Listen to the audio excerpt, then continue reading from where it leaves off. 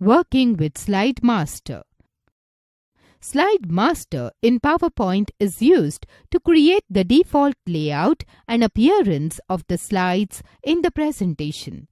When you add new slides in a presentation and apply a slide layout, the slide gets automatically formatted according to the Slide Master. Slide Master are commonly used for 1. Modifying and customizing the background of all slides at the same time. 2. Rearranging the placeholders of all slides at the same time. 3. Editing and text formatting such as font, font color, etc. of all slides at the same time. To create and modify Slide Masters, follow the given steps. Step 1. Click on View tab. Step 2.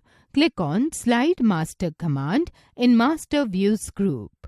The Slide Master task pane appears on the left side of the PowerPoint window. The Slide Master tab appears as the active tab on the ribbon. Step 3. Scroll up in the Slide Master task pane. The first slide is the Slide Master. Make the changes that you wish to make in the Slide Master. In this presentation, we will insert an Indian flag. Here you can insert, resize, move or delete the slide objects. We have resized the flag and moved it to the top right corner. Step 4. When you have made all the changes, click on Close Master View command to close the Slide Master.